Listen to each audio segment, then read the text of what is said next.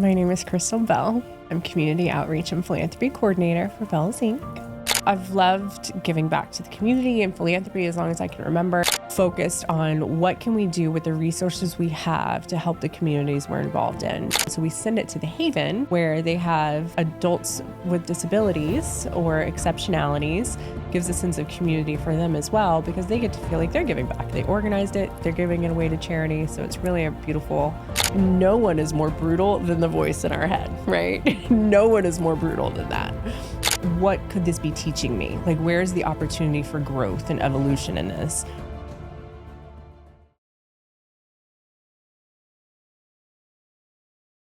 So it's going to be an introduction to Krystel today. So we're going to tell who's ever watching all about the Krystel Beall, which, by the way, is one of the greatest names of all time. Ring ding ding. Ring ding ding. And it's going to be, so we're gonna introduce the audience to you. So whether that's Bealls Associates or people outside the company or whatever it is, this will be a little bit different because typically we do a deep dive into business and getting into kind of what we're doing on the job. And I want to talk about what you do and, you know, what you do for Bealls, but you also do a lot in the community outside of Bealls. So I want to talk about that.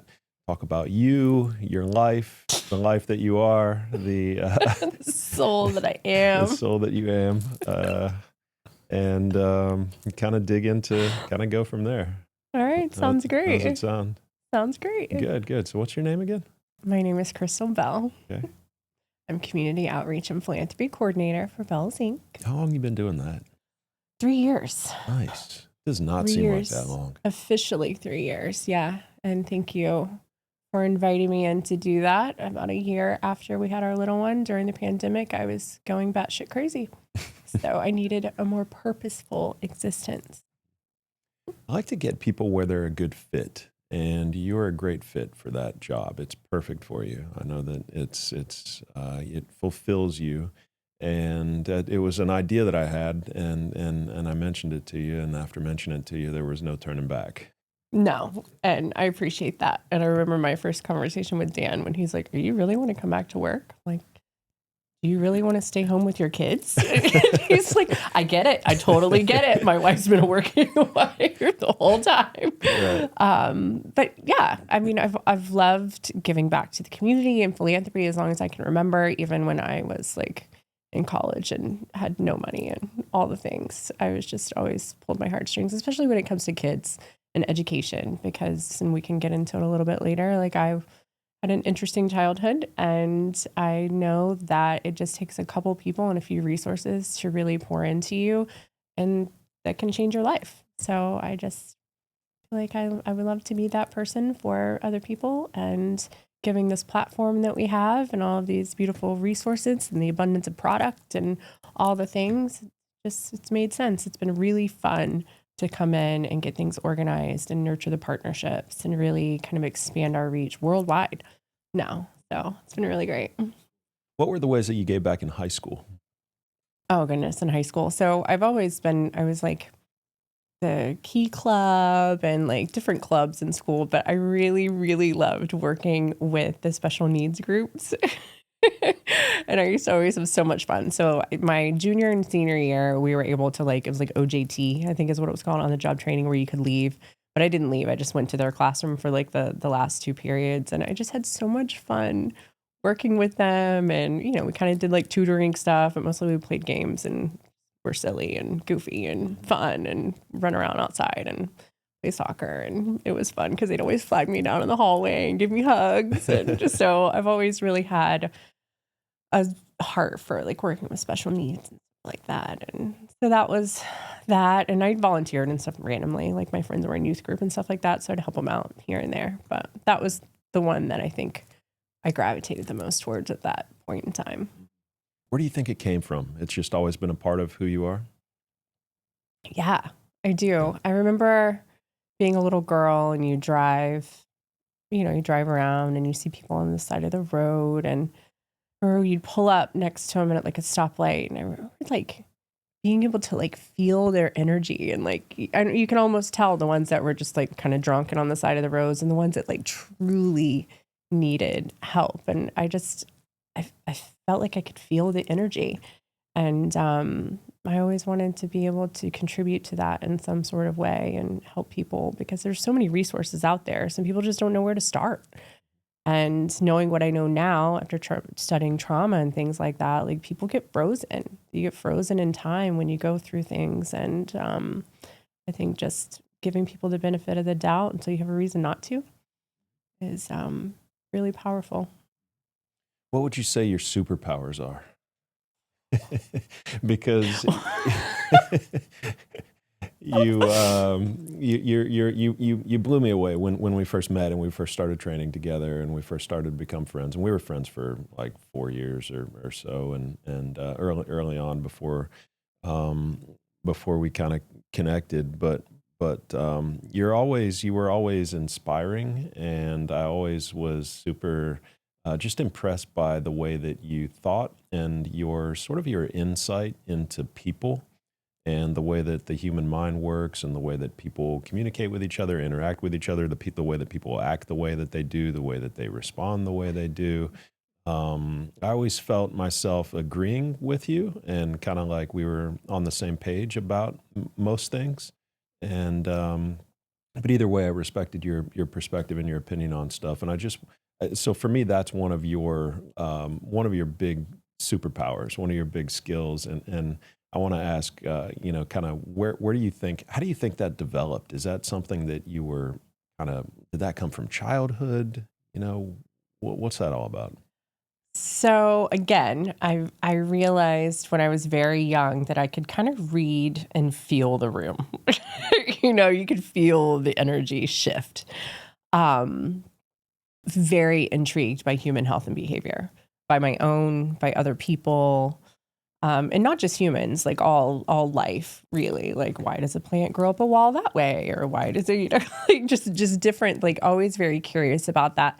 So I think I really observed. It's interesting because Tatum, our daughter, I was talking to her. She's 14 and trying to explain to her, like, I haven't always been this outgoing and out there and with myself. I used to kind of be more set back and reserved and observant. And I think being able to sit back and observe other people and situations and research, like, we had this whole encyclopedia. So I remember I used to look things up, like, why do adults drink alcohol? Or why do, because I wanted to know what was going on in my surroundings and why people responded the way they did. And growing up in my family, we experienced, I lost my father when I was 2. So I remember experiencing secondhand grief very young. And I realized that it was very different for everyone. Like, I realized my grandmother handled it in, one way, and my grandfather handled it a very different way, and my mom handled it in a very different way. So it was just really intriguing to me. And knowing myself, knowing what I know now about trauma and resiliency, and I do think resiliency is one of my superpowers, by the way. Just the ability to overcome things and have an opportunistic outcome, like mindset, when it's like, okay, instead of like, oh my God, why did this happen to me? It's like, okay. Or optimistic. Yes. And like, but what could this be teaching me? Like, where's the opportunity for growth and evolution in this? Rather than, why did this happen? Or I can't believe this, it's like, I could have gone that route and been a very different person than I am now.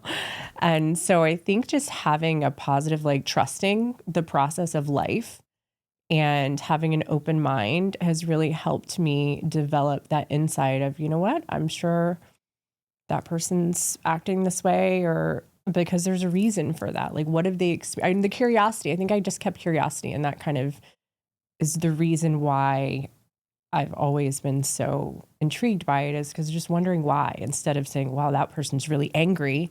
Like, well, I wonder what happened in their day or their life, or I do this a lot in traffic. It's kind of my self-soothing thing in traffic. Like, I pretend that person that's, going really slow or charging me is like, they really have a doctor's appointment they're late for, or their wife is giving birth in the back of the seat and they're in a big hurry. And I make these scenarios up in my head to make me have more compassion for them. No, but honestly, I do think it boils down a lot to having compassion and understanding that, like, everyone has a story that we really know nothing about.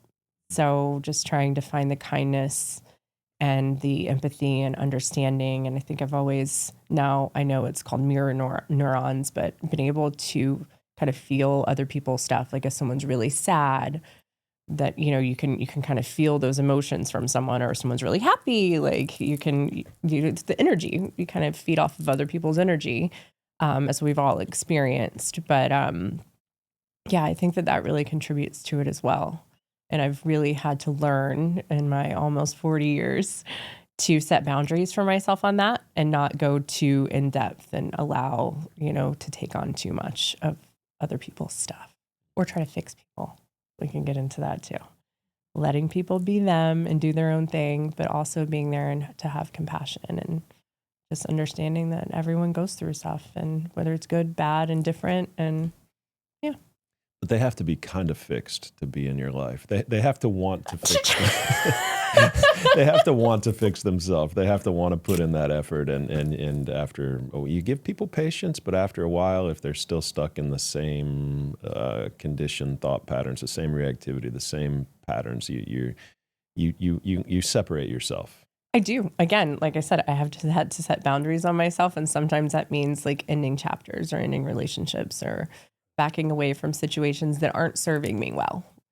And that's true. I have always liked to surround myself with people that have a higher vibration and have a motivational, you know, really intrinsic motivation to do well and do well for others and do well for themselves and to succeed. And whether that's like being an athlete or doing things athletically, or you know, the person that was waking up early to go work out in college rather than the one that was just going to sleep at 4 o'clock in the morning. Like I was the girl that was up at 4. I didn't have your normal college existence. I think because of some stuff from my childhood, I was like, no, I'm not doing any of that. I've seen enough of it. I don't have to experience it in college. I got up, I opened the gym at 5 o'clock.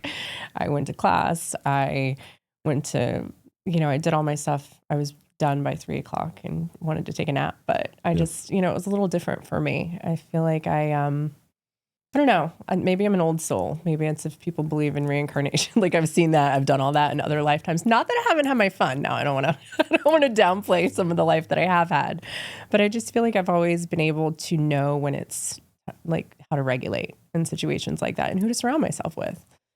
And I've really tried my best to do that. Yeah. In a way that brings out the best in me. Yeah. And others. Right. So what was childhood like? Like, what were some of what was the overall environment? What were some of what was the environment? Okay. So childhood was interesting. There were a lot of different dynamics. So my parents had me when they were 18 and 19. My grandparents, so I grew up with my paternal grandparents. They were 16 and 18 when they got married. They had 3 children in 3 years, exactly to the day. My dad and my uncle had the same birthday, July 13th, 3 years apart. So my grandmother had 3 kids by the time she was 21 years old. So they all grew up together, right? And I was born in 1985. My grandparents were 40 and 42 when I was born, and I was 35 when I had Brody, and I think you were 42. So you and Brody are the same age difference as me and my grandmother. Right. Just reality check there, okay? Thanks for that. I appreciate that. Pretty sure that's your fault. Hey. So, you know, it was 1985.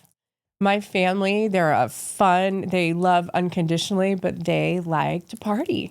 They just really do. You know, I know that they all really tried very like hard workhorse. Like if you're not working hard, you're not worthy kind of environment.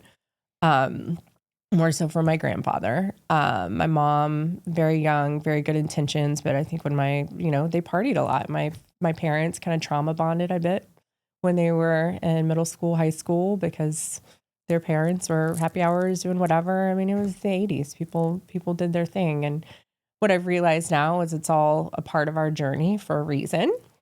Love my family, but my father died when I was 2, like I mentioned before. And I think that really shook things up a lot.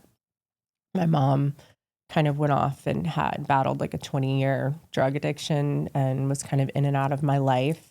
So there were times in childhood where I would go stay with her and my stepfather and see my brother and sister. And then there would be like gaps of time where I didn't see her and didn't go over there. But I was exposed to a lot very, very, very young. So that environment was a little bit more poverty stricken. You know, I remember like being awake and making food for my brother and sister and being like, is anyone going to wake up anytime soon? But their grandmother lived on the same property. So we just go over there and play, and we made the best of it. Right. But I had to grow up really quick, especially in that environment. But then at my grandparents' house, Nan and Pops, loved them. All my friends, you know, they were wonderful. My Nana especially was the most nurturing, fun, joyful, unconditionally loving person I've ever met. Like, she never met a stranger. Anyone was always welcome into her house, almost to a fault, because it was just like random people come over with my uncles or whatever. But she also, you know, I think battled some depression and grief off and on. And I remember like earlier, like feeling that and feeling, you know, when she passed in 2013, my biggest thing was like, gosh, I was so hard on her sometimes. But she was my safe place. You know, she was the one person. And she was always just very loving and accepting of me. There was never a like, why did you do this? Why did you? Like, I never got any of that. It was always like, you know what, Chris, you're doing your best. So she was like my number one cheerleader. Grandfather as well. But, you know, he had his own battles with alcohol and things like that throughout my life. And I saw the way that affected her too. So I think growing up in that environment, even though it was very loving and very nurturing, I personally had a tendency to intrinsically set some very rigid boundaries on myself, which affected me in adolescence. And I mean, to this day, it's something I constantly, every day, have to work on, not setting rigid boundaries on myself or these expectations and things like that, especially like going into motherhood, making sure I don't do that with our children. Or you've experienced some of that from me, or, you know, things have evolved as we've evolved, and there's a reason for the evolution, and this will all tie it all in, I'm sure. But, you know, I think I grew up thinking, oh, I'm never going to do this, or I'm never going to do that. And I kind of adapted that. I have to work really hard for my worthiness, and I have to work really hard to prove myself to myself. And I think to the point where it got exhausting. And, you know, now knowing what I knew now, I've kind of used myself as a science experiment. But, you know, adrenal fatigue in 2021, we did some brain scans, and I realized I had complex PTSD. Essentially realizing now that it was a product of I was thinking back and thinking forward, like, because this happened, this is going to happen. It was like that, like, cause and effect mentality. And because of the thought patterns I was having kept me in that kind of survival mode, for lack of a better way to explain it. But once we found that out, I worked really hard to understand it, unraveled it, no longer have PTSD, because I realized I'm in control of my thoughts. I'm the only one that has control of that. And it's worth pointing out that the original diagnosis of CPTSD, it's not like somebody just said, "Oh, I think you have CPTSD." Mm-mm. This is very visually apparent on the brain scan. Yeah. And it's that traditional diamond pattern that you see within the brain, and then you got your brain rescanned and it was completely gone. Yeah. Yeah. Yeah. And I had pretty much calmed down my amygdala. I mean, I really dove deep, and we're jumping forward a little bit, and we can always go back to your question. But when it comes to that, I really dove into the who, what's, and whys, and took responsibility for it. Like, yeah, I could have taken medications. I could have done things for anxiety. And, you know, when I was a kid growing up, they're like, oh, you have ADHD. Well, realizing now I never had ADHD, and I took Adderall for like 20 years, misdiagnosed, and caused contributing to eating disorders and things like that. But it was because I had trauma. I was constantly in survival mode. So it made it difficult for me to study in school, because I didn't have that, like, again, I conditioned myself that I need to be doing something. And physically, I knew being physical, whether it was physical activity or exercise, and that's what made me feel better. How'd you get straight A's if you had difficult studying all the time? I have a very, very visual memory. And they weren't completely straight, okay? They weren't completely straight. I got B's. I had a really GPA there. I'm a recovering perfectionist. Recovering. I never wanted to disappoint myself. Again, I set rigid boundaries. Like, I'm never going to be like them. I was the first person in my family to go to college. Yeah. Florida State. Yeah. You Well, looked- TCC and Florida State, I did both. But Yep. You looked beautiful, though, on Tuesday night in the orange and blue. did it. The things we do for love. Yep. The Florida-Tennessee basketball game where Florida beat number 1 Tennessee by 30 points. That's true. And that was fun. really fun. It was a great time. Yeah, it was a great fun. game. So Tallahassee, though, what made you decide I want to move from Tallahassee? I'm ready to. Oh God, all of it. The history. I remember though, like I said, I dual enrolled my first couple years because I'm not a math person. Matt's the math person in our group. I knew that, you know what, this is nothing I want to do with my life. I'm never going to have to use this extensive. I just knew that I felt like I wanted to be hands-on and tangible and kinetic and personable skills. So I dual enrolled TCC and Florida State. Plus I got some grants that really helped out with college. I wrote those essays talking about the childhood. So if you have students out there, their essays really matter. But yeah, I wanted to get away, and I had a really good friend in college. His name was Scott, and he's like, "What are you still doing here? Go somewhere. You don't have to be here." Because I wasn't, like I said, I didn't live the typical college life experience. Like I was working. I felt like an old adult. I mean, I still went out and did stuff and had my fair share of fun, but I wasn't motivated to do the typical fun, go to the football games. I was just I'm not looking back now. I think I was just overstimulated by it all. So my girlfriend, Amy, we had the same major, exercise science, and she's from Fort Myers, and she got a job at this Universal Dance Academy and moved to Northport. And she's like, "I have this 3-bedroom house if you want to move." I'm like, "I'm down. I am so down." I took, I always took as many classes as I could to get through as fast as I could because I just wanted to get out. And she moved, and I moved like 6 months later and came down here. And I remember living in Northport and going out to go to Publix, and it was closed. And like there was nothing else but like a 7-Eleven. And I'm like, what did I do? Where did I move? What's going on? But I found such peace once I moved. I realized like I was able to disassociate in a healthy way, disassociate and just start fresh. Like no one knew my family. No one knew my parents' history. Like I didn't have to drive down the street where my father's car accident was. I didn't have to be in the childhood home where there was just a lot of weird energy.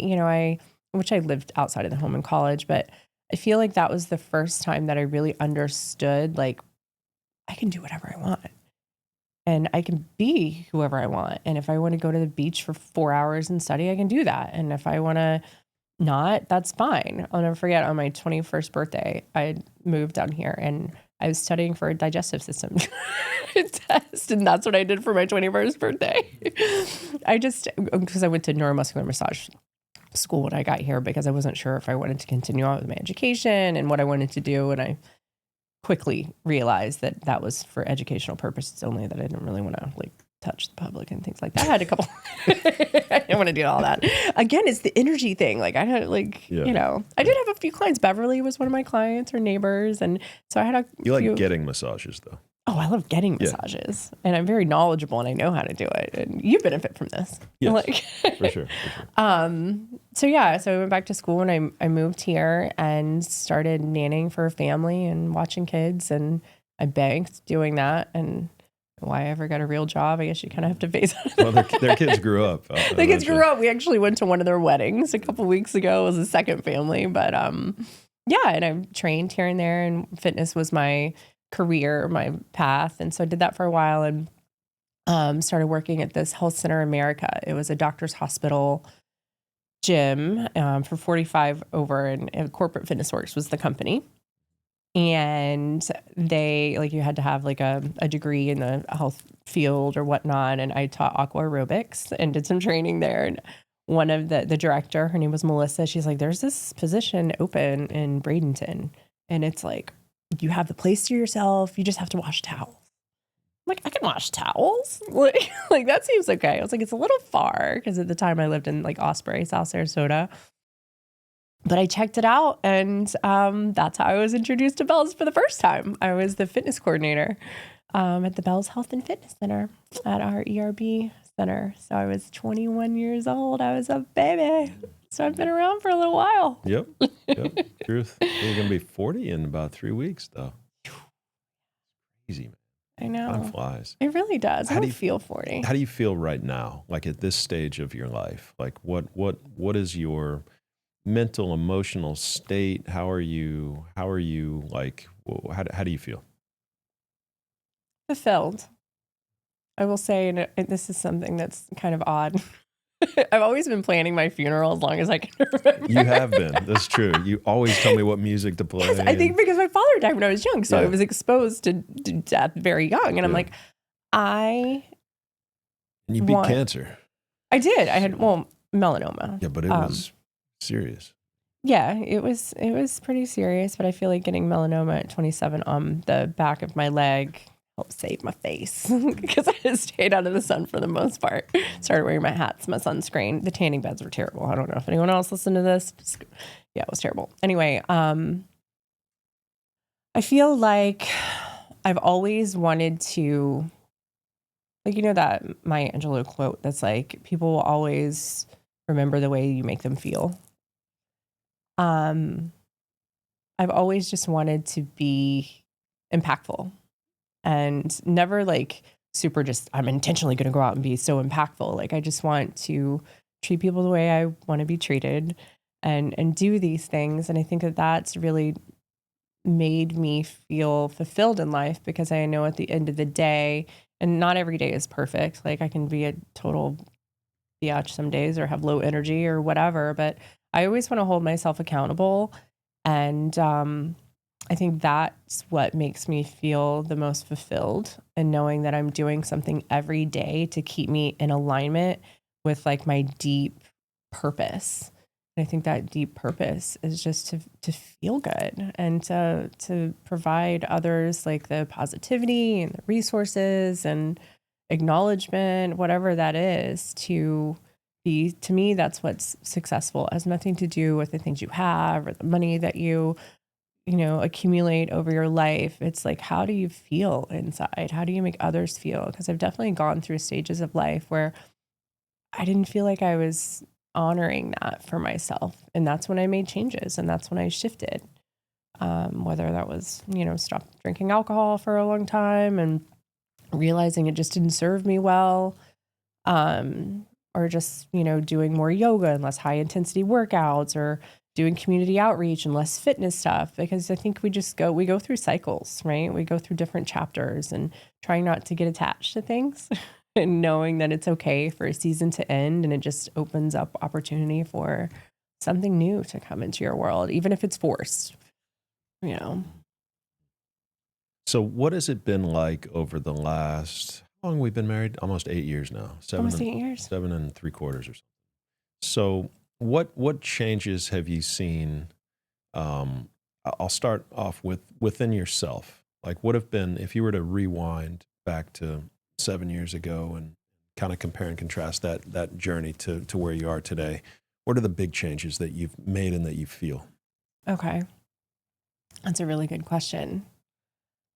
And I journal a lot, so I've reflected on this often, and I've written that girl lots of letters. That girl being your former self. My girl, that version of me. Yeah.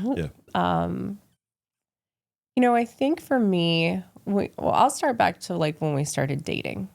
So I feel like there was a very strong soul connection that neither one of us knew what it was, how to explain in the very beginning. I think there were a lot of observers that could figure it out before we did.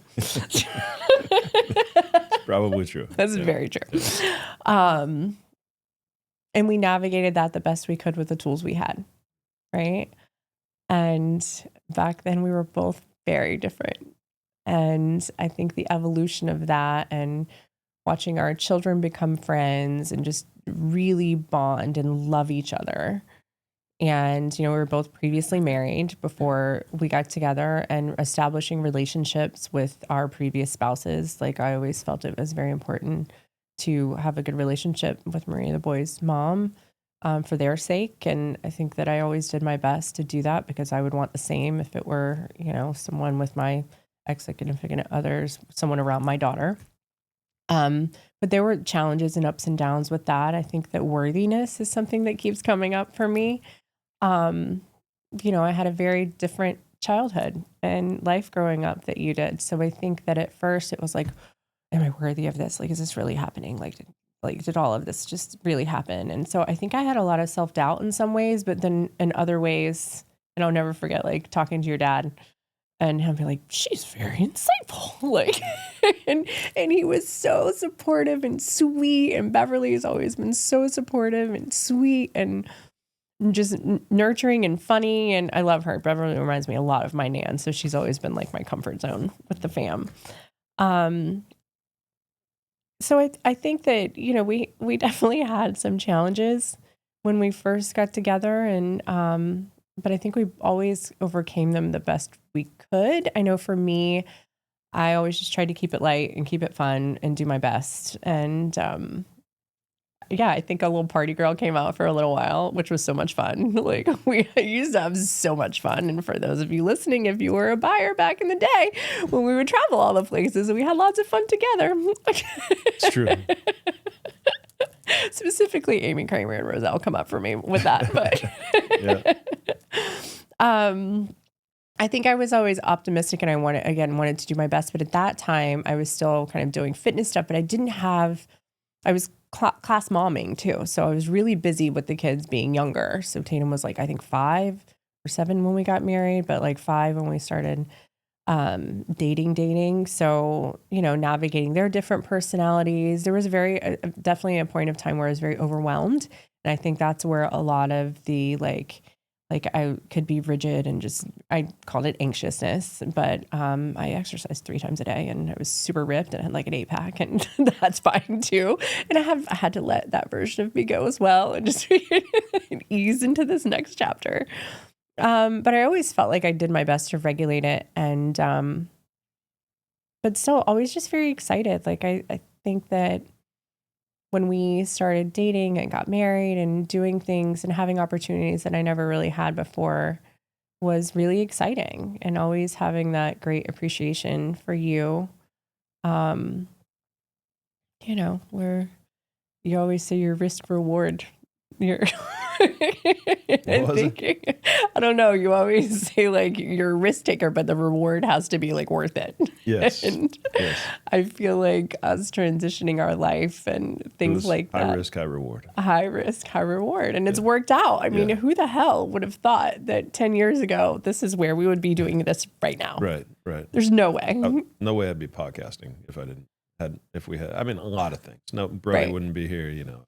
Business, I feel like, is in a really good place. I'm in a great place mentally. Like, I mean, it's just all really worked out really great. So yeah, it's been fun.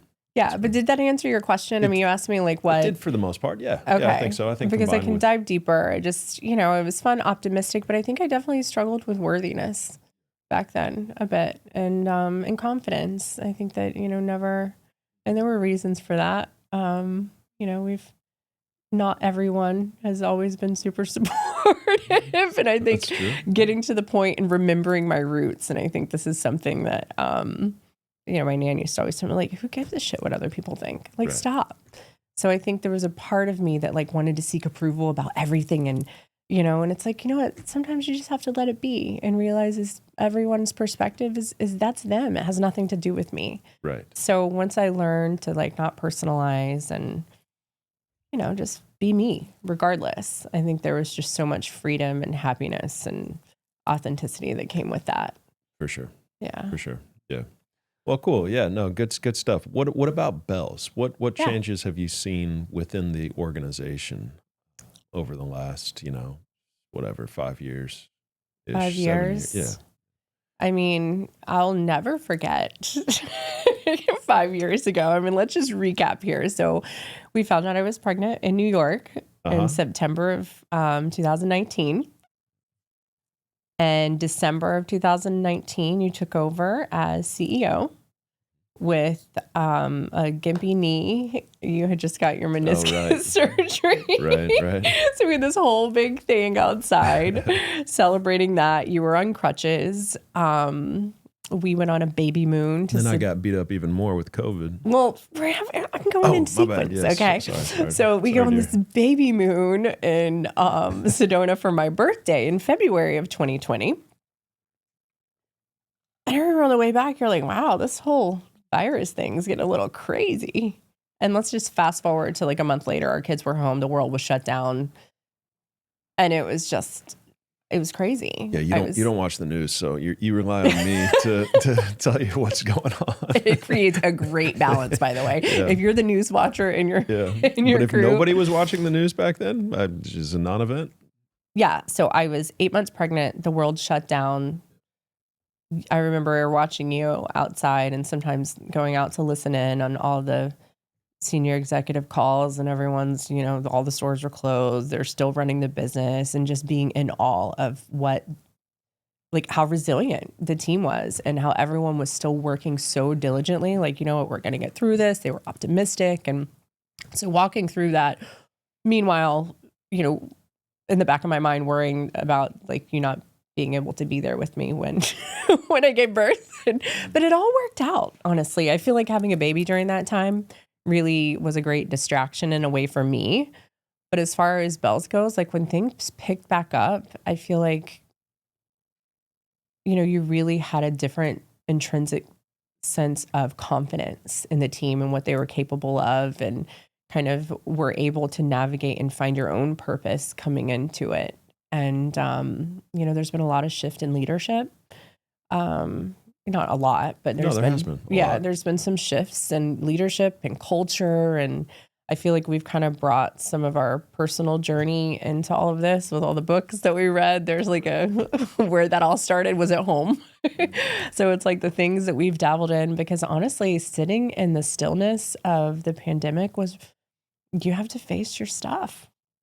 And I think that we faced it in a way we realized we needed to make and wanted to make some shifts. We had 3 kids in middle school at the time and a newborn, and really getting into this more conscious way of living and awareness and understanding all the things that we kind of talked about earlier. Why are we acting a certain way? Why are we reacting a certain way? What's making us tick and talk and all the things. And so I think that watching you come back into the business and watching the executives come back into the business really with open arms and open mind to receive all of that, they're like, wow, we're really onto something culturally here. So I think the cultural shift has been really amazing, and it being more about let's take care of ourselves first, and the rest will work itself out. And I think that at this point in time, fast forward 5 years, people are really trusting that and understanding that. And it's not easy to navigate. I mean,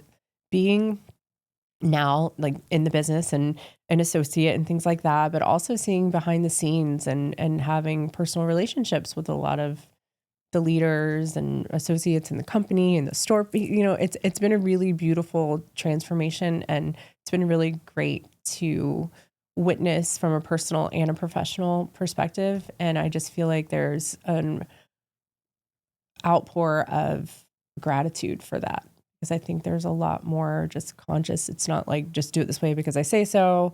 It's okay. Let's keep it open. Let's why would you feel this way about it? Why would you feel, so it's more of perspective and insight. And I don't sit in on the SEC meeting, so I don't know. But I'm just the overall, I feel like business is tough right now, and sitting in the town halls and just listening to the way everyone is responding and coming at it with compassion and gratitude for the rest of our associates and just the community it's been really awesome to see. It's almost like the vibration has come to a higher level, and it's become more empowering and compassionate environment. Yeah, well said. Yeah, it's easy to be positive or whatever, positive mostly when business is really good and when things are great. But when things get challenging, that's kind of when the values become important, and the changes that we made become important, and the way that we carry ourselves and the way that we interact with people becomes really important, because people are more, it's just more challenging, and that's really when again the values become important is in the tough times. And it's been amazing, because things are obviously very challenging on the Bealls Florida side of the business from a bottom line standpoint, and a top line standpoint, but also on the Bealls side. I mean, it's Florida in general is just very challenging right now. It has been for a couple of years with all the changes. We won't get into all of that, what's happening within Florida and the macroeconomics, but um, yeah, it's been nice that there hasn't been that finger pointing and blaming and negativity and playing victim and that's all within the accountability value of I'm not there's no one to blame and I'm not a victim, and so it's been nice to be able to, all of the values in their own way have definitely really helped lately. I mean, really for the last 5 years, but especially as things, the business climate gets a bit more challenging. It's been really, really nice to have those. So, and it's easy to see when one of us, including myself, misses the opportunity to practice a value. It's one of those things where it's just life is constantly giving you opportunities to practice. So, yeah, it's so Yeah. good. Yeah. I would, yeah, that's actually what I was going to say. I feel like there's been a lot of, from witnessing it from an internal and external point of view, the accountability, compassion, empowerment. Like, you know what? Business is really out of our control.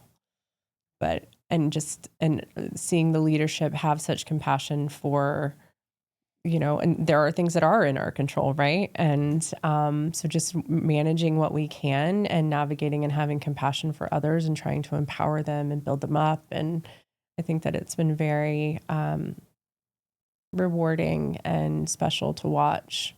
And it's constant evolution, and who knows what could potentially happen in the long run for any of us, obviously. But it's just been really nice because I've been around for a long time. I mean, I've known some of these people since I was 21 years old.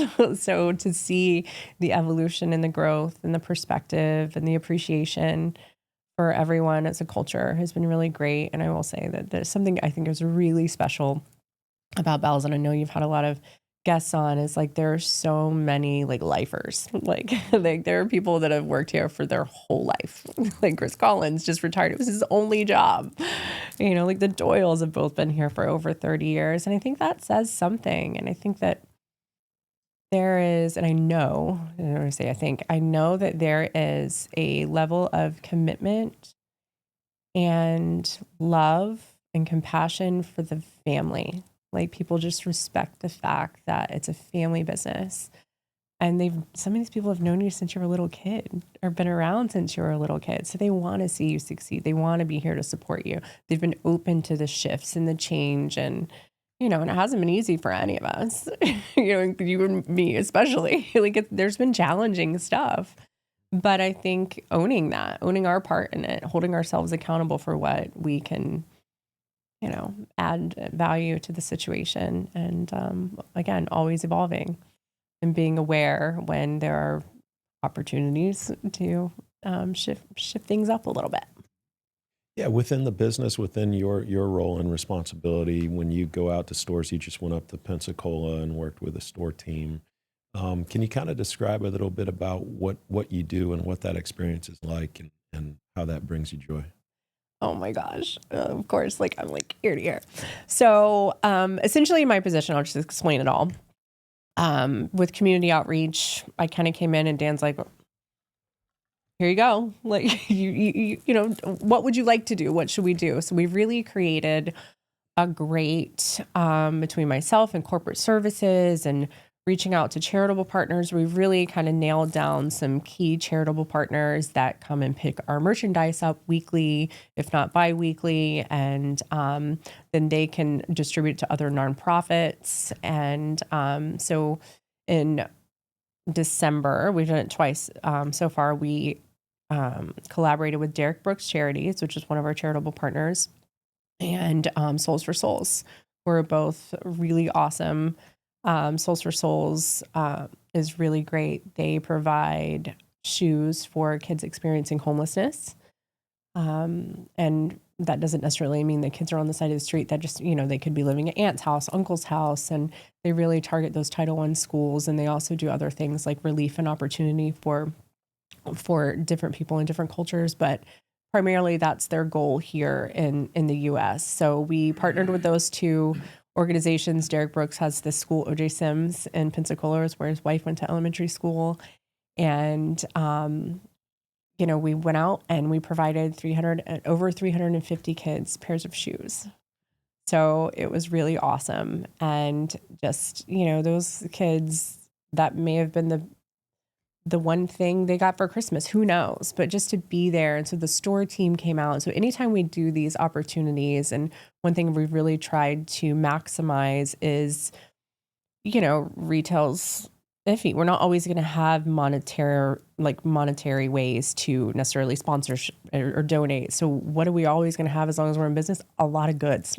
Like we're always going to have merchandise, right? And so we've really focused on what can we do with the resources we have to help the communities we're involved in. So it's really great to pull people from, Pensacola. We had associates from Alabama all the way to St. Augustine who came to this event, and we're able to experience that hands-on joy of the kids just trying on their shoes and being excited. And so we've really tried to grow our reach more with not only corporate being involved in things, but all of our store teams as well. And now that we're opening stores in different locations, that's a really great thing about Souls for Souls.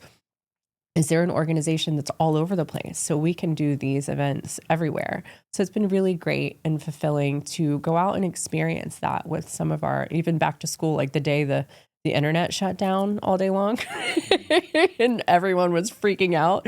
We had a lot of stores associates in Lakeland, and we went to an event for One More Child, which is another charitable partner, which is really great. And we did a back to school event. So we were there, and the kids got to pick their backpack and their school supplies. And the ladies were like, oh my gosh, we didn't know what to do with ourselves today. Nothing was working. And it was so great to be able to come here and experience this and be here with the kids. And they're bouncing in the bounce house, and they get to not just like hand them a backpack, like they get to choose which ones they want. So it's been really great.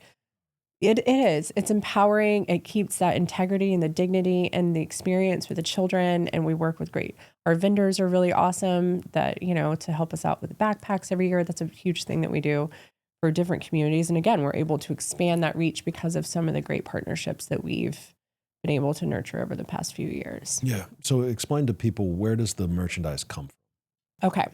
So merchandise buyers get samples from vendors, or they might have things that come in from the DC. I mean, they come from all over. So there's things that come from the DC, and a vendor might say, we don't need that back. Or there's something that's damaged. Like if it's a gigantic box of something and one soap leaked, it's like, okay, well now we have a whole pallet of stuff we can't sell. So what are we going to do with this? So essentially what we've been able to do is I separated that. So we were able to separate that in a way. So all of the merchandise that comes through the corporate offices, which would be essentially buyer goods, mostly samples and things like that, are things that we accumulate around that come from vendors, that's picked up and then distributed to designated charitable partners. Shoes and apparel usually go to Souls for Souls to distribute.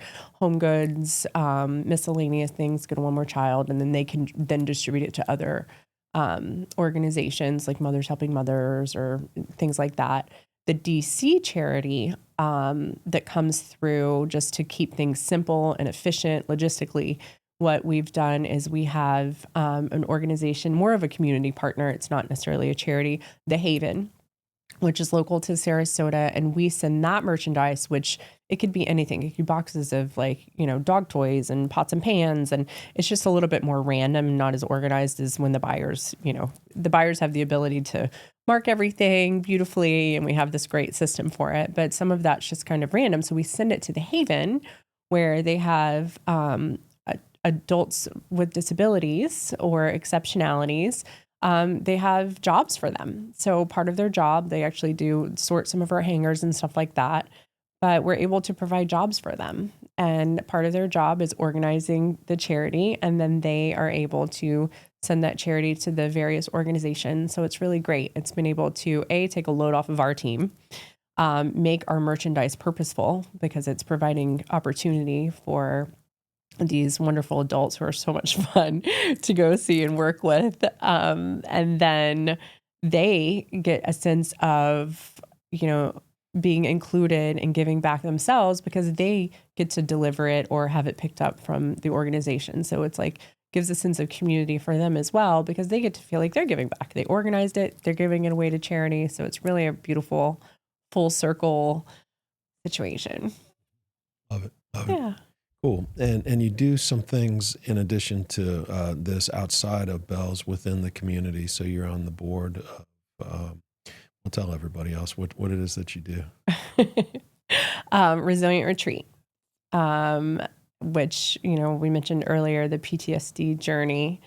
My girlfriend is an event planner and she was planning this event. She's like, oh, will you help me with it? Because it's kind of another outlet of my position. I love to do the local community events and things like that. So a lot of fundraisers and things like that for different events. And she's like, you have to check this place out. I went to tour it and it's this beautiful 84-acre property out on Fruitville Road, local to Sarasota, but they were still in construction.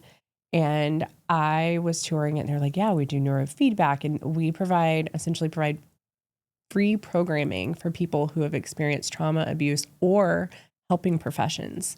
So people that experience trauma or, instability on a daily basis, like teachers, healthcare workers, first responders, police officers. Honestly, I kind of look at it and the way I like to explain it is Resilient Retreat is a wonderful place for anyone who has unprocessed life. And guess what? We all have unprocessed life. So essentially what Resilient Retreat does is provides free programs. So they have virtual and in-person programs. I actually facilitate a program on the second Tuesday of every month at lunchtime. It's a empowerment journaling program where we go through and essentially all of the programs are designed to help you regulate your nervous system. So when I found out about the PTSD, I did a lot of studying of trauma and understanding like how it's stored in the body and the mind and things like that. So once I went and toured it, I was like a little kid in a candy shop and I was invited to go to lunch with the founder and the director. And they were like, we would love to have you on our board. I think it would be great for our strategic plan. And I've just been super just blown away by that opportunity. And again, that opportunity would have never come about if I hadn't been diagnosed with PTSD and done that research. So it's just one of those perfect examples of like how you can be given one situation and how it can turn into something super beautiful. And we're actually having our farm to table event coming up in February, but it's really wonderful. I mean, we have people in Scotland that take our programs and we've done some here for, after the hurricanes and stuff like that. We done some training for people just to understand like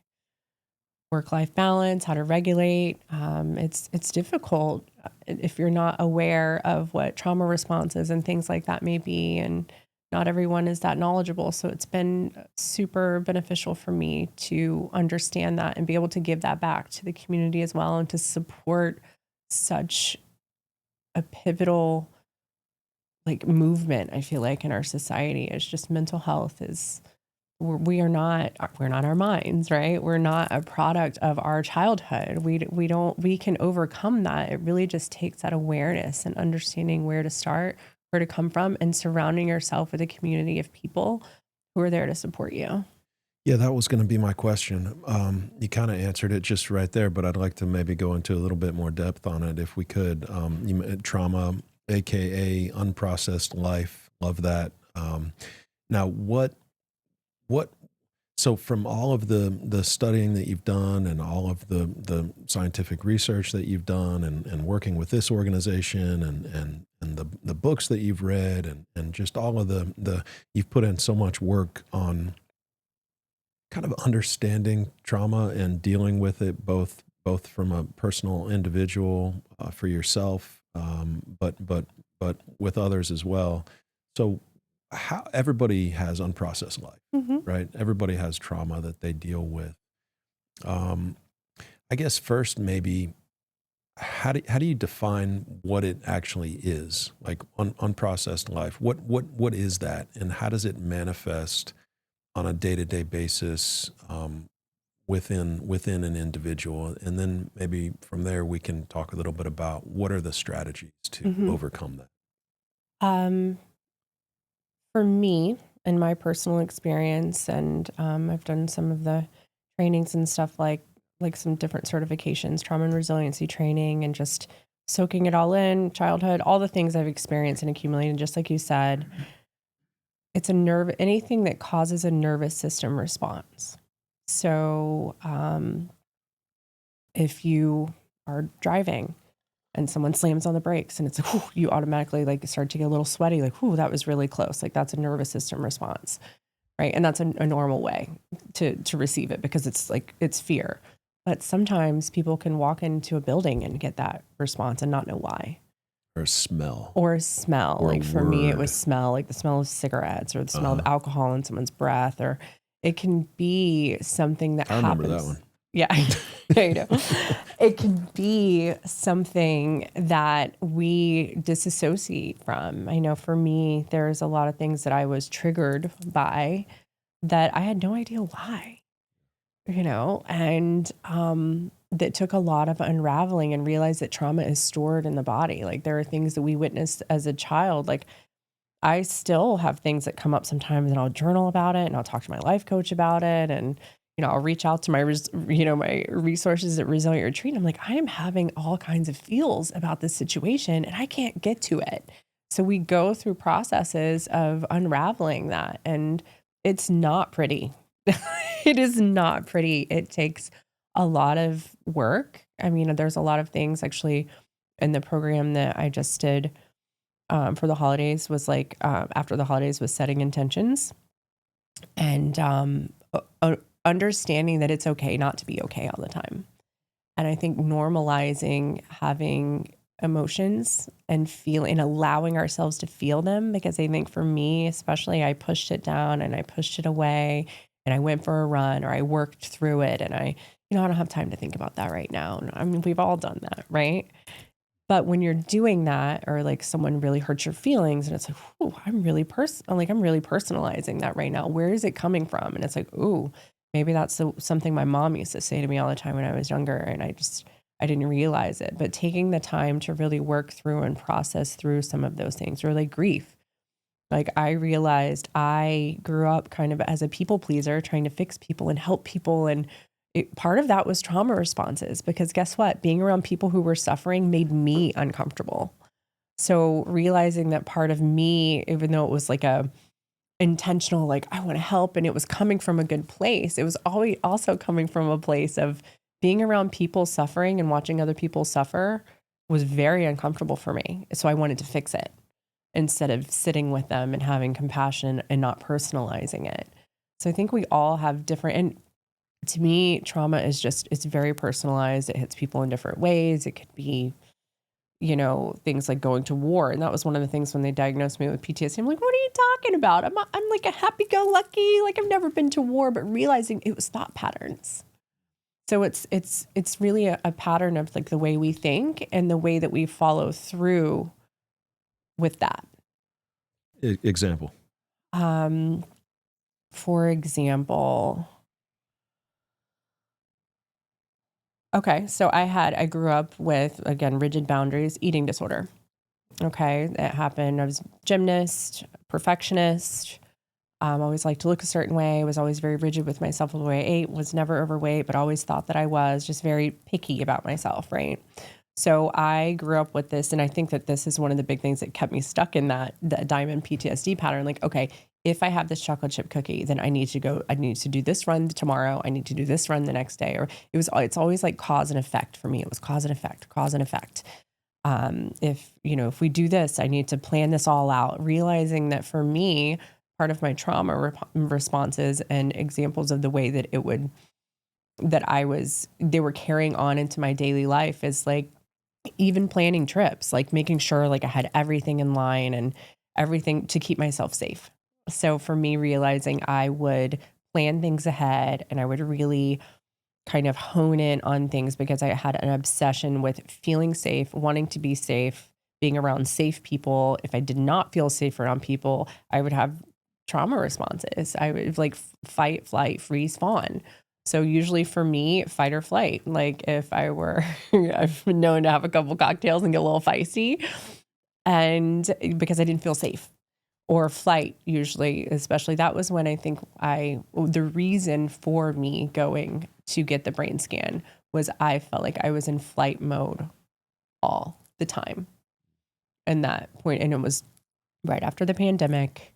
I was postpartum. So I'm sure hormones had a lot to do with it. Like, what does life look like now? I felt like I was just like, I can't do this. Like, I don't know. I can't do this. And I think a lot of it was just crazy like that for all of us. But realizing I was in that flight mode and it wasn't normal. Like, it's okay to want to leave something, but realizing I had just a heightened sense of awareness and I was anxious all the time, but owning that and trying to figure out why. So that explains. It does for sure. For sure. Yeah. Thank you. It's a great answer. What are a couple of the most common types of trauma? Obviously witnessing something that's happened to you or childhood. Like I took this test, the adverse childhood, experiences, and it's a scale of 1 to 10, and it asks you questions like, did people in your home experience drug addiction? Did people in your home experience, imprisonment, or have you ever been kidnapped? Have you ever been abused, or all these things? I scored a 9 out of 10. Yeah. So you hadn't been kidnapped. That was the only one. I hadn't been kidnapped. That was the only one I had not experienced. Yeah. So that was intriguing. But then also I remember sending that to like you and a few of my other friends who hadn't experienced, they got like a 1 or a 2. Oh, I've experienced some trauma. But on that, you experienced a 1 or a 2. So that really opened it up for me, or a 3. But it opened it up that that's not the only measure. Yeah. So right, what defines trauma? It could be, the way that your expectations that were set on you when you were young, not you, but anyone. Sure. It could be something that you were chronically exposed to. It could be, bullying on the bus. It could be different things, witnessing a terrible accident, going to war.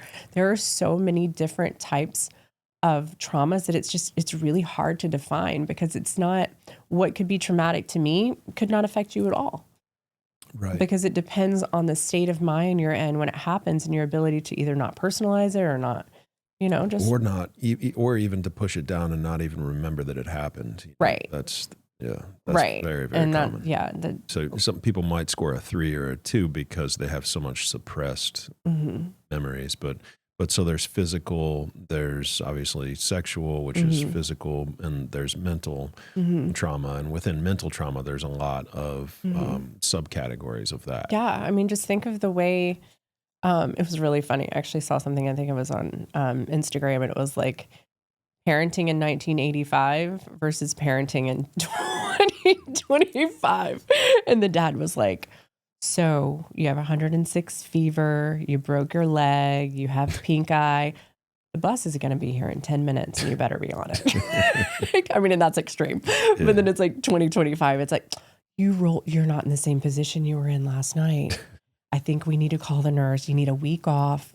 You need right. So I think it's like culturally things have shifted into like understanding people have a voice. It's like, I think a lot of us kind of grew up, I know I did in some realms, not all of my childhood, but being in environments that were like children should be seen and not heard, or, like not necessarily empowering environments that allowed young children to have a voice. Well, that suppresses you very young. And I think that honestly is probably one of the most common things. And that really leads to that intrinsic motivation. Or kids that were like doted on too much. And I had that too. Like, oh, she's so pretty. And she's like, but that affects you too. Because then there's this expectation that you're supposed to be this. And it's like, no, I'm just me. Right. And like, why do we always have to analyze it? Just allow people to. So I think we really try to, and I'm sure we've caused all kinds of trauma for our kids, but I really tried to be aware Not of with that. Brody so much. No, I know. I'm just teasing. But I just really try to be aware of all of that and just kind of leave it open, because I think that that's probably one of the most common is like stuff that happens in childhood.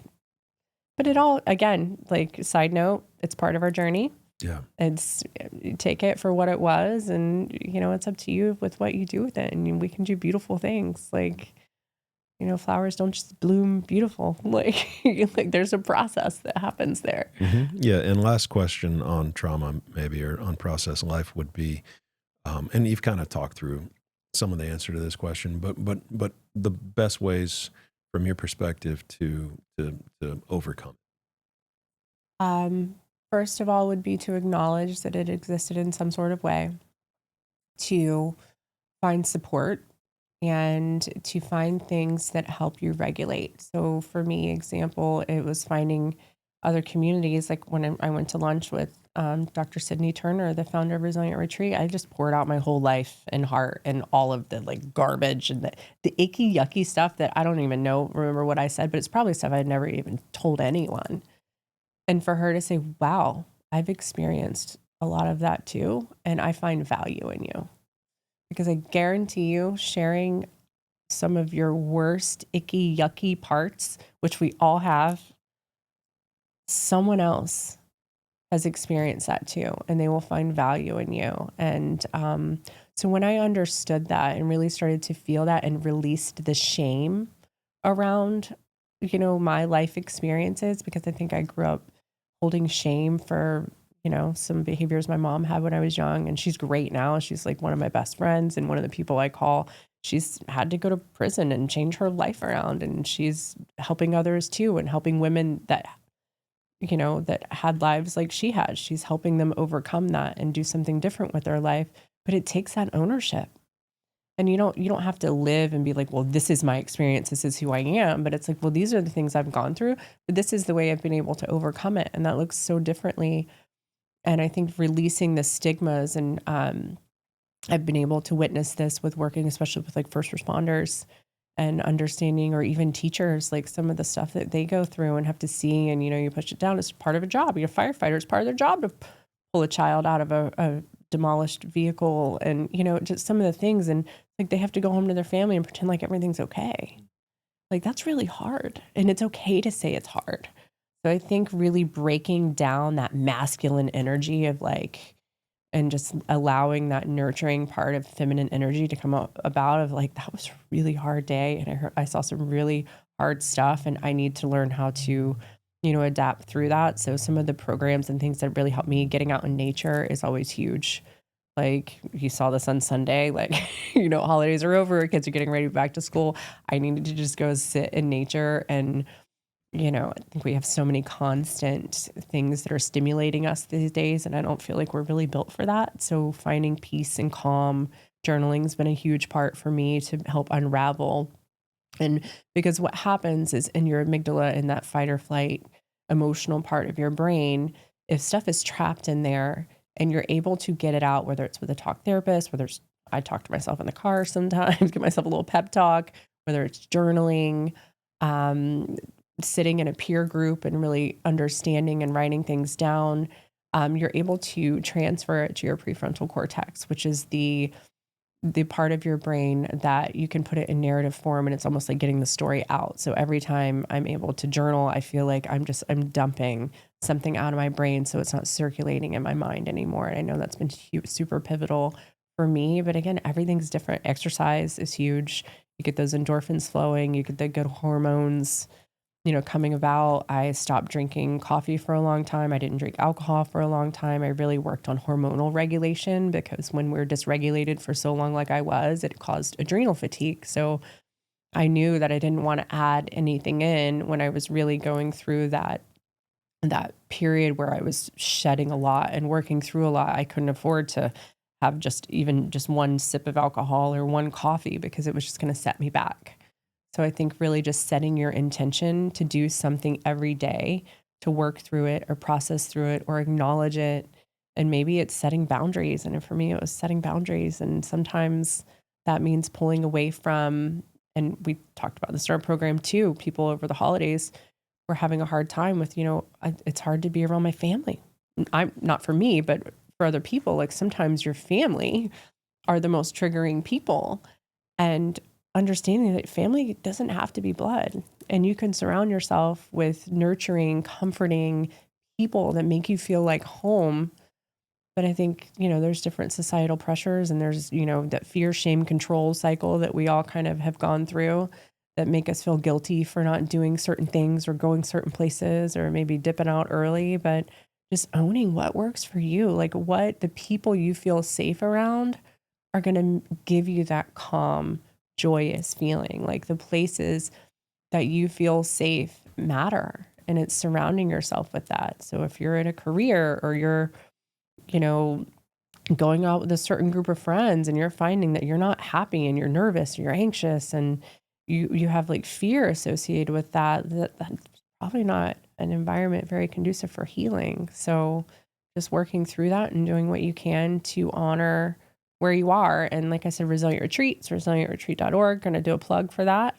They're really wonderful. There's a kind line that's open every Tuesday to Friday. Call anytime.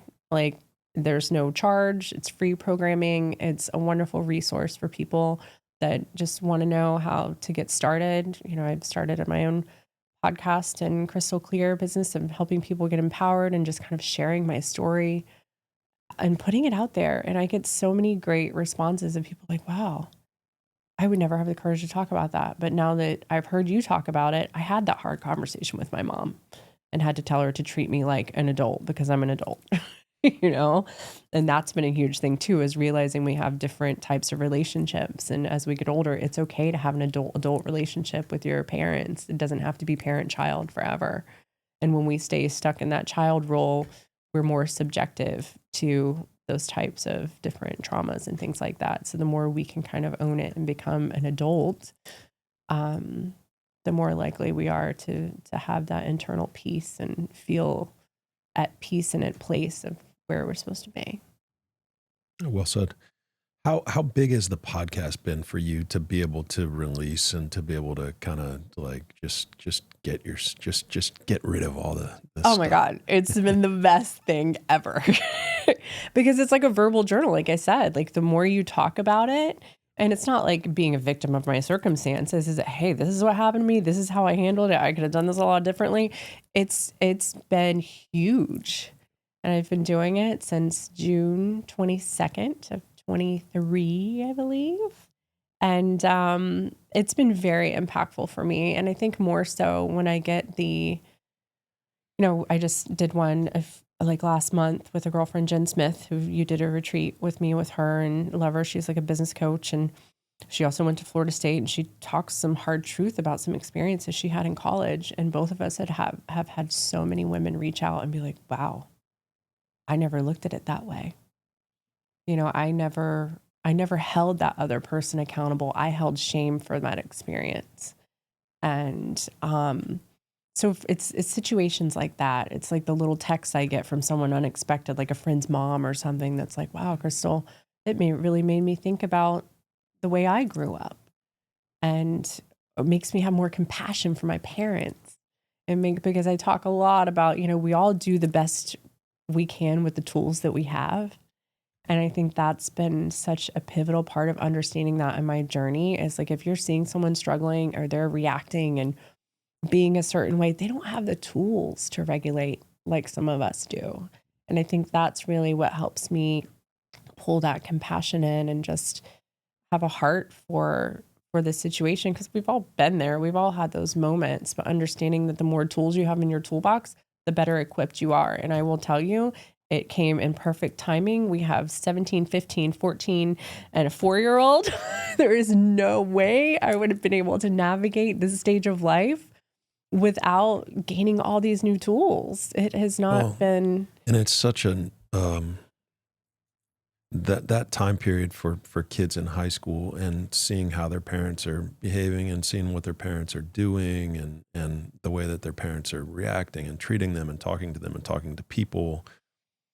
It's a very influential and vulnerable time for kids. So yeah. I'm just very glad that we made a lot of life changes and kind of stepped away from alcohol, all of that kind of, as our kids were heading into high school, and none of our kids are drinking in high school. So that's a positive. Which has been great, because I think if we still were, they might have a different perspective on it. For sure. for sure. But I think we're able And to have. anything can change, but it's a moment in time. Absolutely. But, and I wanted to be that parent, and we talk very openly with our kids. We're very open. We're not like, you don't try that. It's like, when you try it, we're going to be the sober parents that can come pick you up. Right. Like I'm prepared for that. Like if and when they do go out and drink and whatever, okay, we all did it. I want to be the one that doesn't, it's not stumble into the car to go pick them up. I want to be there for them during this vulnerable time.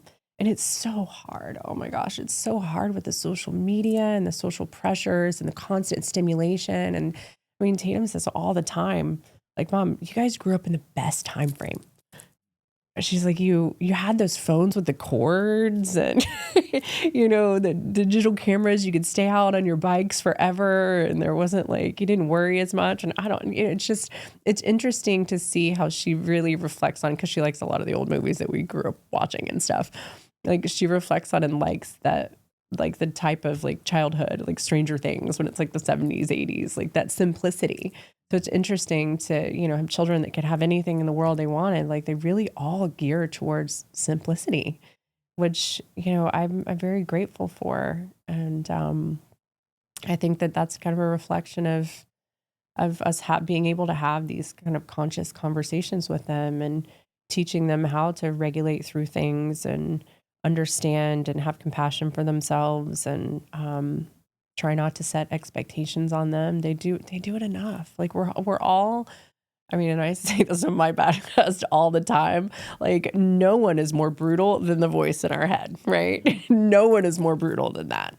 But if we can learn to calm that down, so I think that that's been another really pivotal part of parenting and helping in the community, is knowing that we're all so hard on ourselves. The least we can do is be kind to other people and just show them compassion. And it's been a journey, and it's been fun to share it, because a lot of people don't like to admit it, but yeah, we're all brutal to ourselves, and that's okay. It's a constant battle, constant journey. There's no such thing as healed. It's always a journey, and it's curves and ups and downs and all arounds. And right when you feel like you're in a good place, and my life coach Kathy and I joke about this, like when we feel like we're in a good place, I'm like, oh, yeah, there's nothing that can do it. It's like, whew, okay, that happened. Like, I'm back. Let's process through it. But just acknowledging that and working through what you can. What are you excited about in 2025? What are you looking forward to? It's interesting. I've been thinking about this. I made a vision board on Sunday. I like to kind of plan things out. The past couple of years, I've taken myself on a little retreat where I can really reflect on what I want this year to look like for me personally and professionally and at home. And honestly, this year, I feel like for me, it's just flowing, like going with the flow. Like I've created these cool businesses. I'm doing what I'm doing for Bealls. I'm working in the community, doing other things, and I don't want to add anything else. If anything, I think it's time to kind of allow things to fall away. And I've been really into, you could say my woo-woo practices, but really into nurturing what my body needs. Like in the winter is kind of like hibernation season, even for humans, we're supposed to. So allowing myself to just be still and have some downtime and not overschedule and go with the flow of what is to come. Like I love to travel and experience new things instead of accumulating more stuff. Like I'd much rather go and have a cool experience somewhere. Always usually gears towards being out in nature somewhere, doing something active. But just seeing what it has in store. This is going to be a pretty precious year. We have kids in the last year with all of our kids at home. We're going to have 3 drivers here shortly. So just really, I think having the little guy 10 years after today, it's really put a lot in perspective for both of us to just savor this time, because the days seem so long sometimes. But the years go by so fast. So just really kind of nurturing this environment that we have now and allowing myself to slowly, healthily detach from it as it passes along. And it was our last Christmas with all the kids living at home, all those little milestones, but looking at them again as opportunity. They're growing up and everything changes, and just hoping that, everyone's safe and healthy, and just really always going back to gratitude and appreciation. That's actually to go backwards with the trauma stuff is just always finding gratitude. That's a really easy way to shift and rewire your brain. Is like, oh my, something tragic, but like, I'm grateful I'm able to see through it. And so that's, I always shift to gratitude if something's making me nervous or anxious or whatnot. But just looking into 2025 is a beautiful opportunity for evolution and flow, and we have a big life with a lot going on. And just really taking time, I think, for myself to make sure I'm in a place to be my best self, to support you and kids and the business and the community and all the things. Love it. Love it. Good stuff. What about you? What are you looking most forward to in 2025? Yeah, I was going to ask you if you had any other thoughts or questions for me before we close it out. It's like I feel like this got the Schumann resonance happening right now. We always have. Very connected. The things I think I'm looking forward most to are, of course, family and watching the family grow. We have just this summer with my oldest, our oldest, Drew, in the house, and so hope he's off to college probably this summer. So spending time with him, with all the kids together, want to have a lot of intentional time and a lot of intentional moments, and then of course business and where I spend most of my life in this building, and just getting the business, in a spot where it will be able to thrive in the future. Get it, to survive to thrive. It's not obviously it could be much worse. It's not a dire situation by any stretch of the imagination. I don't want to make it sound like that, but I think that it's important to get the business healthy and back on budget and back on plan. Because we have it's a big responsibility.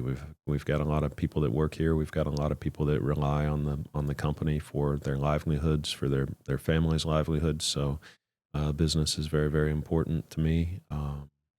And then third,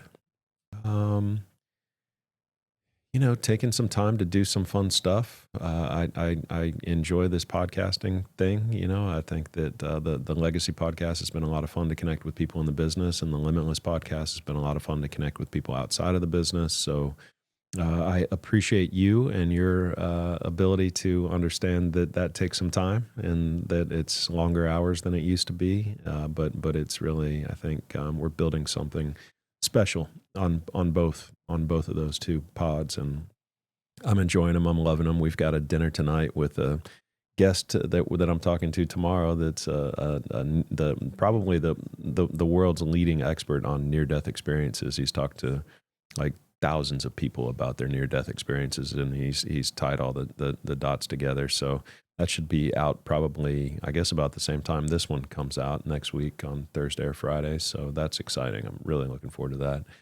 And then just some continuation of the Limitless podcast. It's on fire. I'm excited to see where it goes in 2025. It's obviously, to go from 0 subscribers to 40,000+ subscribers in a year is crazy. And, even more than that on other social media platforms. So it's just been amazing, and I'm really enjoying that. And then some travel. Looking forward to some travel. We just had an amazing vacation together, and it had been a long time since we'd kind of gone anywhere together. And so that was awesome. And it's gotten me the little bit of an urge to, to go somewhere else. Yeah. Well, at least, once a year, I think is to get out and do something, either with you or with us as a family is super important to create moments and create memories and not let life pass you by, as I'm, obviously super busy with the responsibilities that I've got here. So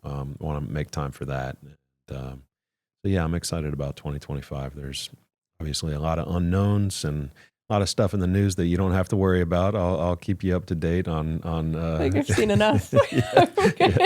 yeah, for sure. So what have you I'm coming back to you now. It's Okay, your turn. yeah, let's do it. Because I think this is fun, because you know what? You're usually interviewing your guests. So this Always. is also a great opportunity for people to get to know you a little bit more personally. Mm-hmm. Yeah, we'll cut this part out. Go ahead. What do you feel like you've learned the most about yourself over the past 5 years? I mean, gosh. I mean, hard to pinpoint one thing, but Yeah. what have been like 3 of the most pivotal kind of awakenings and revelations, you would say? I mean, how long do you want to be here? You know, Mm. it's really, I mean, I would start off with learned about myself. That's the question, right? So what have I learned about myself? Well, who am I? You have to ask that question first to understand what you can learn about yourself. And to understand who you are, you have to understand who you're not. And so that's kind of where authenticity, the value of authenticity comes into play. And I feel like a lot of the things that I used to identify with were things that I thought made me who I was. And so I have a completely new philosophy on life, and that is that my goal in life is to find out what's underneath those identifications, find out who I truly am. So it's a process of peeling back the layers of the onion and kind of taking one thing like whatever it might have been, drinking, for example. You know, I thought that wine was something that made me who I was. I thought that whatever. Florida. The Florida Gators, although I haven't let go of that one yet. That's the You one. have in a healthy way. I have in a healthy way. You have a healthy. Yeah. It doesn't, I don't get upset when they lose anymore. So, but that is certainly an attachment. It's an identification. And I'm not my experiences. I'm not where I went to school. I'm not my body. You know, I'm not my height. I'm not my societal role. I'm not my job title. I'm not my possessions. I'm not any of those things. I'm not my race. I'm not my nationality. I'm not my religion. Those are things that I would identify with as opposed to things that make me truly who I am. And so finding out what's left is for me was kind of one of those huge awakening moments of this. I'm going to find out who I truly am and what I'm truly all about. And it's like, well, what's left after identifications? People don't really understand. I didn't really understand. But what it is you're left with present moment emotions. You're left with your balance of joy and the true present moment emotions. There's mind emotions, like, and this is from my perspective, mind emotions, like if you're going into the past, there's all these positive and negative emotions, such as negative would be regret or resentment or depression or whatever it might be. There's future emotions, anxiety, fear.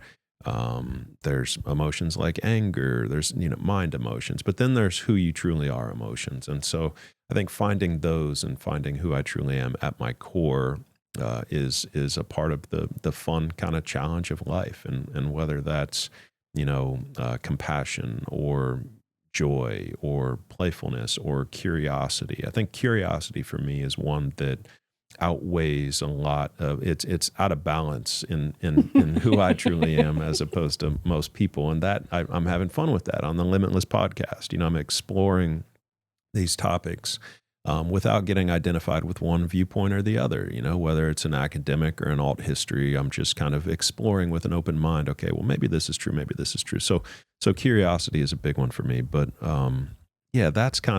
that was a big awakening, and is that I'm not my mind. I'm not my body. I am. And it's like, so what are you left with? It's, well, I'm here. I'm now. I'm life.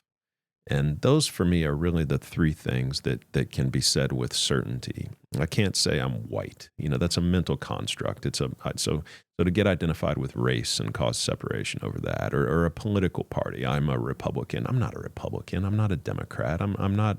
I don't identify with politics as a part of who I am. Right. For me, that's a false self, not a true self. It's an ego, and so it's.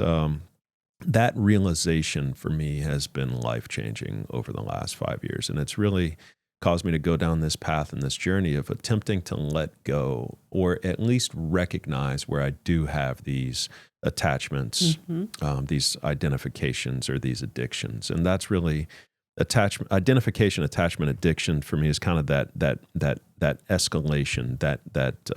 It's you're generally with an identification. You're one or the other. You're identified, attached, or addicted, and we can take our identifications all the way out to addiction, and then it becomes problematic for ourselves and for the people who are around us. So again, I think that's a big one for me. I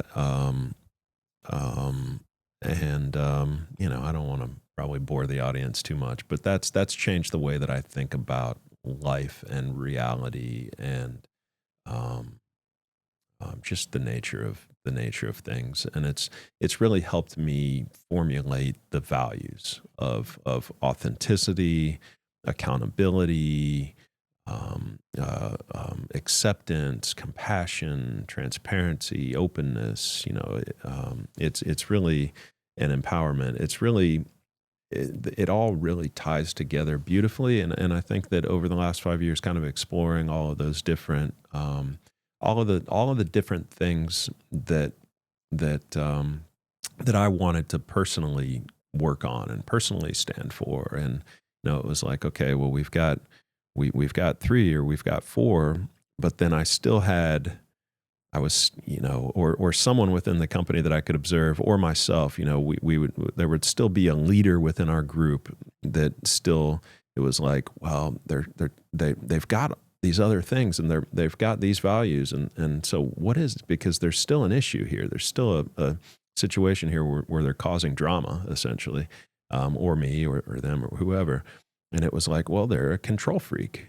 And so empowerment, it's another value that we're missing, and then there were people that weren't openly communicating fully and really, they were holding back. And it's like, well, transparency is going to be a value. And then there were people that just weren't listening. And it's like, okay, well, they just were, every time someone was talking to them or if it was me and someone was talking to me and I noticed that my mind wasn't paying attention and I was thinking about what I wanted to say next. Well, I realized that openness and really listening when it was someone else's turn to talk is super important. So that's kind of how the values kind of over time, just through understanding, through all of the books that we've read, and then through attempting to make the culture within the organization as just connected as humanly possible. And all of those words, if you really dive deep into them and understand what they mean, they have a way to really connect you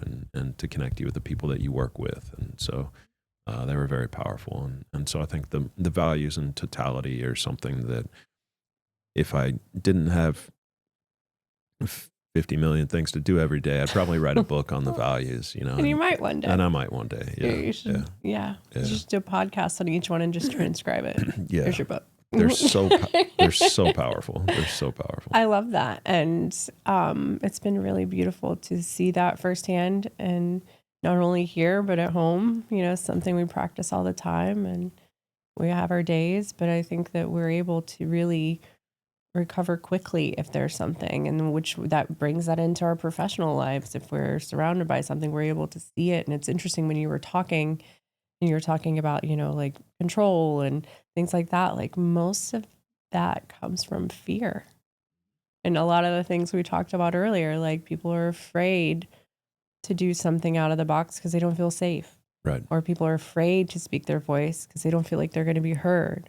Or people are afraid of the other opinion because they feel like theirs is a safe route. So it's really interesting that a lot of things that hold us back in life are rooted by fear.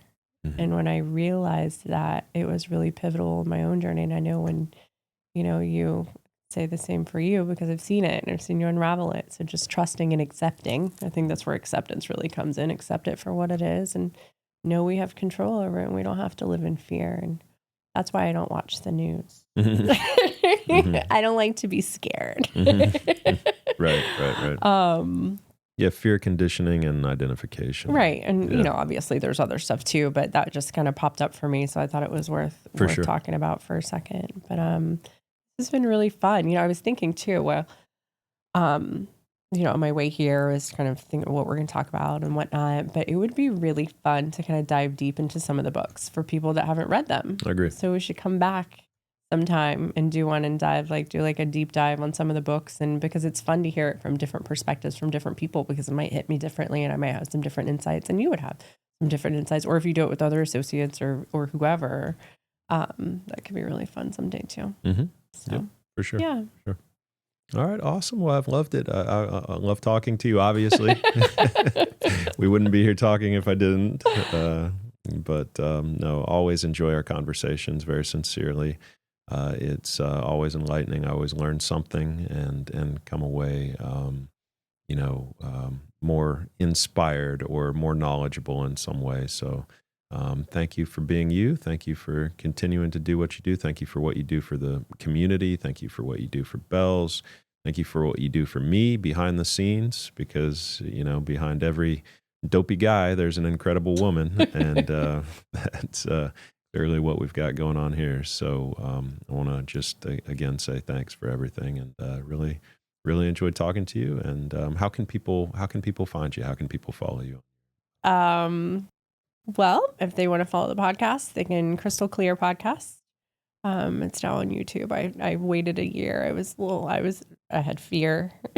No, actually, I feel like for one point in my life, I wanted to be heard and not seen. So now it's fine to put it out there because I'm out there in all other aspects anyway.